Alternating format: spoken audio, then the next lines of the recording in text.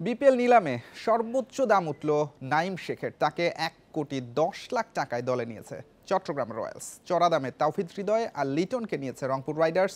তরুণদের মধ্যে নিলামে বাজিমাত করেছেন হাবিবুর রহমান ও আব্দুল গাফফার সাকলাইন। শুরুতে অবিকৃত মুশফিক আর মাহমুদুল্লাহ দল পেয়েছেন শেষ দিকে।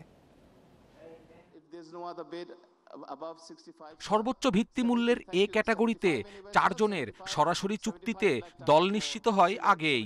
এই ক্যাটাগরি থেকে নিলামে আগ্রহের কেন্দ্রে ছিলেন লিটন দাস, তবে তাকে ছাপিয়ে যান নাইম শেখ। ঘরোয়া ক্রিকেটের পারফর্মারের দাম কোটি ছাড়িয়ে যায়। শেষ পর্যন্ত 1,10,00,000 টাকায় তাকে দলে টানে চট্টগ্রাম রয়্যালস। লিটনকে নিয়ে কারাকারির কথা থাকলেও তেমনটা হয়নি। সিলেট ও রংপুরের মধ্যে জয়ী রাইডার্স। 75 লাখে লিটনকে দলে নিয়েছে তারা। লিটন ছাড়াও তাওহিদ হৃদয়কেও নিয়েছে রংপুর, তার মূল্য 92 লাখ টাকা।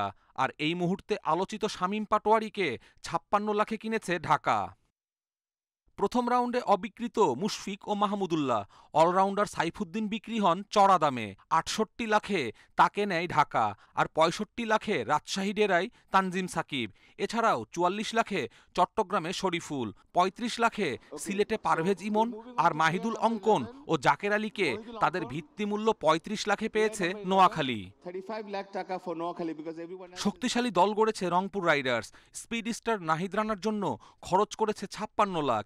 এছাড়াও স্পিনার রাকিবুল, রহস্য স্পিনার আলিসকেও দলে ভিড়িয়েছে তারা।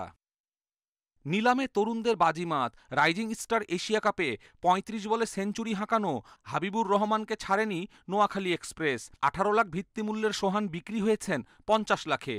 এ দলে আলোকারা আব্দুল গাফফার সাকলাইন 44 লাখ, মেহরব হোসেন 39 লাখ আর আকবর আলীকে 34 লাখে নিয়েছে রাজশাহী ওয়ারিয়র্স। জাতীয় দলের 2 সাবেক তারকা সাব্বির রহমান ও নাসির হোসেনকে দলে ভিড়িয়েছে ঢাকা ক্যাপিটালস। প্রথম ডাকে অবিকৃত মুশফিক, মাহমুদুল্লাহ শেষ দিকে এসে দল পেয়েছেন। সম্মান দেখিয়ে তাদের ক্যাটাগরি থেকে নামানো হয়নি। ভিত্তিমূল্য 35 লাখ টাকায় মাহমুদুল্লাহকে নেয় রংপুর, আর রাজশাহী নেয় মুশফিককে। মুমিনুলকেও 22 লাখ দিয়ে নিয়েছে ফ্র্যাঞ্চাইজিটি। কপিল পাল, ইন্ডিপেন্ডেন্ট নিউজ। বিপিএলে সরাসরি চুক্তিতে 2 জন করে বিদেশি তারকা দলে নিয়েছে 6 ফ্র্যাঞ্চাইজি। নিলামে খুব বেশি বড় নাম ছিল না। সেখানে শ্রীলঙ্কার দাসুন সানাকাকে $55,000 নিয়েছে ঢাকা ক্যাপিটালস। অ্যাঞ্জেলো ম্যাথিউসকে 35,000 আর অ্যারন জোন্সকে $20,000 দলে টেনেছে সিলেট টাইটান্স। নিলামে চট্টগ্রাম রয়্যালসের বিদেশি তারকা নিরোশান ডিক ফেলা, তার জন্য খরচ $35,000। নোয়াখালী 25,000-এ নিয়েছে পাকিস্তানের হায়দার আলীকে। ভারতের পীযূষ চাওলাকে নিয়ে আগ্রহ দেখায়নি কোনো ফ্র্যাঞ্চাইজি। নিলামে সর্বোচ্চ 3,87,00,000 টাকা খরচ করেছে চট্টগ্রাম রয়্যালস। সবচেয়ে বেশি 13 ক্রিকেটার নিয়ে রাজশাহী ওয়ারিয়র্সের খরচ 3,81,00,000। সবচেয়ে কম 1,63,00,000 টাকা খরচ করে 12 জন স্থানীয় ক্রিকেটার নিয়েছে নোয়াখালী এক্সপ্রেস।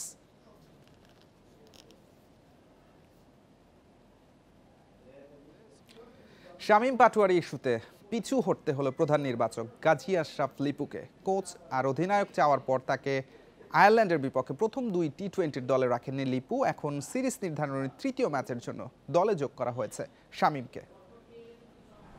আমি জানি না কেন, বাট সিলেক্টর আমাকে কোনো কিছু নোটিশ ছাড়াই শামীমকে বাদ দিয়ে দিয়েছে টিম থেকে, উইদাউট এনি নোটিস। আমি শামীমরে বাদ হওয়ার পিছনে কোনো রিজন আমি দেখি না, আর আমি এটা নোটিশও পাইনি যে কেন সে বাদ করেছে। সিলেকশন কমিটির একটা এখতিয়ার আছে।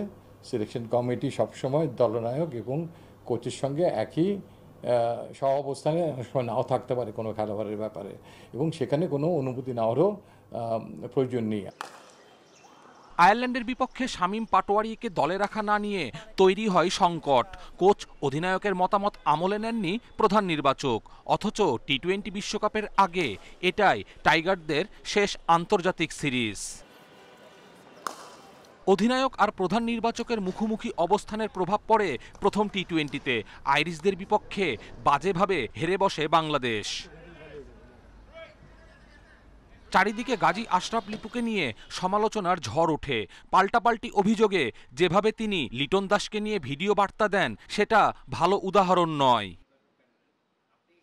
শেষ পর্যন্ত হার মানতে হলো প্রধান নির্বাচককে। আয়ারল্যান্ডের বিপক্ষে সিরিজ নির্ধারণী শেষ টি-20 স্কোয়াডে যোগ করা হলো শামীম পাটোয়ারিকে। মঙ্গলবার শেষ টি-20তে শামীমের একাদশে থাকা একরকম নিশ্চিত। দ্বিতীয় ম্যাচে সুযোগ পেয়েও ব্যর্থ নুরুল হাসান সোহান। তার জায়গাতে দেখা যেতে পারে শামীম পাটোয়ারীকে। কপিল পাল, ইন্ডিপেন্ডেন্ট নিউজ। এফসি অনূর্ধ্ব-17 এশিয়ান কাপে খেলার স্বপ্ন পূরণ হলো না বাংলাদেশের। অঘোষিত ফাইনালে স্বাগতিক চীনের কাছে 4-0 গোলে হেরেছে লাল সবুজ। দুদলই আগের 4 ম্যাচ জিতে মূল চ্যালেঞ্জে নামে। শক্তিশালী চীনের বিপক্ষে লড়াই জমাতে পারেনি বাংলাদেশ। প্রথমার্ধে ওই হাওয়ের জোড়া গোলে এগিয়ে যায় স্বাগতিকরা। প্রায় 16,000 দর্শকের সামনে বাংলাদেশ দল কিছুটা প্রতিরোধের চেষ্টা করেও ব্যর্থ। বিরতির পরও দাপট ধরে রাখে চীন। ম্যাচের 53 মিনিটে হ্যাট্রিক পূর্ণ করেন ওই হাওয়ে। বাংলাদেশ গোলকিপার আলিফের দৃঢ়তা না হলে ব্যবধান আরও বাড়ত। শেষ দিকে ঝাওয়ের গোলে হতাশা বাড়ে লাল সবুজের। 传起来，好机会，头球漂亮，3-0，领先了，21号。随便发条消息就可以收到，现在赶紧领啊，数量有限。找成员打一个球进了。অনেকদিন পরেই এরকম চায়না মতো বড় টিমের সাথে খেলেছি। ছেলেরা ছোট ছোট গোল করেছে, সেখান থেকে আমরা পিছিয়ে পড়ি। ছেলেরা তাদের সর্বোচ্চ চেষ্টা করেছে। আমরা 9 দিনে আমরা 5টা ম্যাচ খেলেছি। এটাও একটা আমি মনে করি যে এটা একটা কঠিন ব্যাপার ছিল। ফুটবল প্রসারের লক্ষ্যে বাফুফের সঙ্গে 1 বছরের সমঝোতা স্মারক স্বাক্ষর করেছে পোশাক প্রস্তুতকারক ও রপ্তানিকারক সমিতি বিজিএমইএ। তাদের বিভিন্নভাবে সহায়তা করবে ফুটবল ফেডারেশন। রোববার রাজধানীর উত্তরায় বিজিএমইএ কমপ্লেক্সে আয়োজিত অনুষ্ঠানে এই চুক্তি স্বাক্ষর হয়।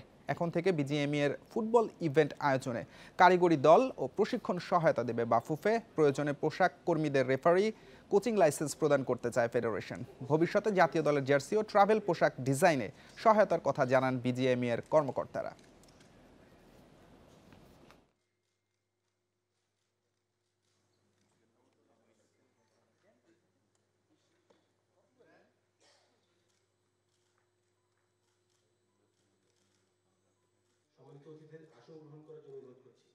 এখন শুভেচ্ছা স্মারক বিনিময় সেটা হলো আমরা গ্রাসরুটস ফুটবলটাকে বিজিএমএ যতগুলি ফ্যাক্টরিজ আছে এবং পার্টনার্স আছেন এবং প্রান্তিক জায়গায় যেখানে যেখানে খেলা মাঠ থাকবেন আমরা গ্রাসরুটস ফুটবলটাকে ওনাদের নেটওয়ার্কের মাধ্যমে আরেকটু বৃদ্ধি করার চেষ্টা করব।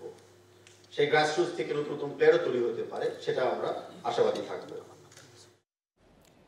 জুনিয়র হকি বিশ্বকাপে নিজেদের দ্বিতীয় ম্যাচেই পয়েন্ট পেয়েছে বাংলাদেশ। দক্ষিণ কোরিয়াকে 3-3 গোলে রুখে দিয়ে চমক লাল সবুজের। টানা দ্বিতীয় ম্যাচে হ্যাট্রিক আমিরুল ইসলামের। চেন্নাইয়ে ম্যাচের প্রথম কোয়ার্টারে 2-0 ব্যবধানে এগিয়ে যায় কোরিয়া।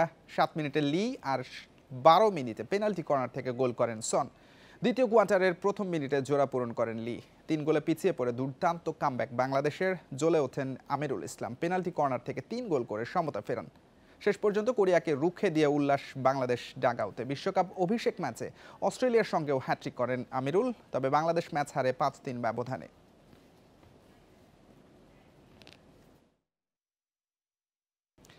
এই ছিল যত খেলায় আমন্ত্রণ পরের আয়োজন।